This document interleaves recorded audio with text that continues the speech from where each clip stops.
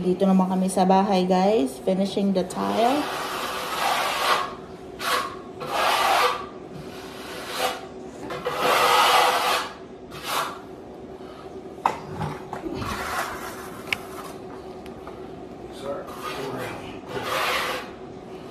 Tito Eni, ikaw to, trabaho mo to eh. This is Benancho's job day.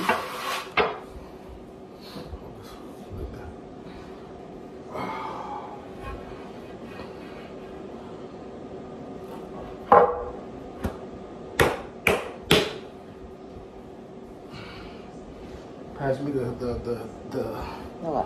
spacers. Where is it? This one's over here, over there. Okay, let me go get it. Hold it. I'm not gonna fit. Excuse me. Go. Don't step on those. I know.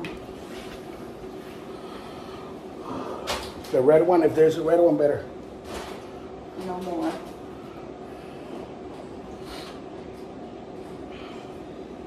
Then I need to buy more. Just right over here. Excuse me first. Sorry.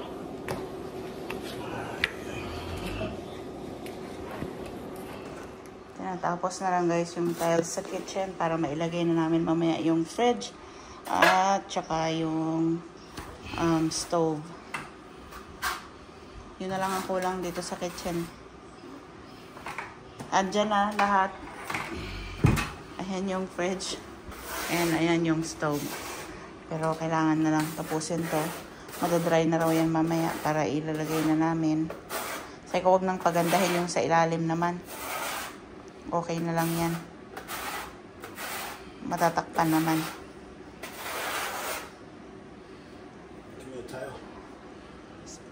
It's right there.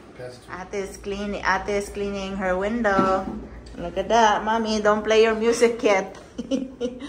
She's watching it too. Nah, there it is. It's almost done. Ito naman kami sa Lowe's para bibili ng mga kailangan namin. Sa banyo yung drawer doon, yung cabinet. Ayan. At saka, ayan. Ayan, dito sa Lowe's.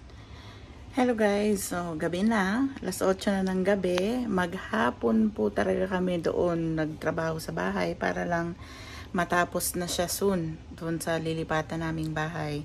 Oh, iwanan na namin tong bahay na to. 5 years din kami mahigit dito tumira. Pero ganun talaga. So, nag-grocery muna ako para sa aking ina.